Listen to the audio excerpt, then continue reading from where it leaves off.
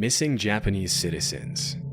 One night in June 1978, a 22-year-old single mother of two kids named Yaiko Taguchi was working her usual shift in Tokyo, Japan's cabaret Hollywood. After finishing her shift right at around midnight, Yaiko left the cabaret through the front door and was never seen again. At first, nobody thought that anything serious had happened to Yaiko. In fact, several years later her manager was questioned, and he claims that everyone thought she had quit when she failed to show up. At around that time, there had been rumors going around that several North Korean spies were working undercover in Japan looking to abduct innocent citizens and hold them as hostages back in North Korea.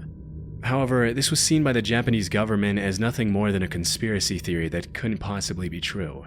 Sadly, the missing case of Yaiko went cold, and it wasn't until almost a decade later that a clue to her whereabouts emerged following a disturbing chain of events. In November 1987, as South Korea was preparing to host the Olympics in the capital city of Seoul, a Korean Airlines plane blew up in mid-air as it was flying over the Andaman Sea, taking the lives of 115 innocent people. During the investigation, it was revealed that two North Korean agents acting under direct orders from the North Korean government had planted a bomb in an overhead storage compartment before getting off at the first layover in Abu Dhabi. As the authorities were closing in on the two suspects, one of them took his life with a cyanide-laced cigarette, but the South Korean government was able to arrest the other agent responsible for the attack. During her interrogation, it was revealed that she had been training for that mission for 6 years, and that for 3 of them she had been paired with Yaiko Taguchi, who had taught her how to speak and act like a Japanese woman so she could fly under the radar. As it was later revealed, Yaiko wasn't the only woman who had been kidnapped by the North Korean government.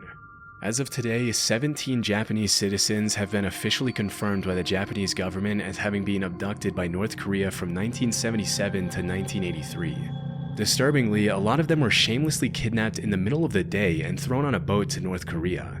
You might think that the victims were involved in something shady that put them on the North Korean government's radar, but the investigations actually suggest that most of them were average citizens who just happened to be at the wrong place at the wrong time.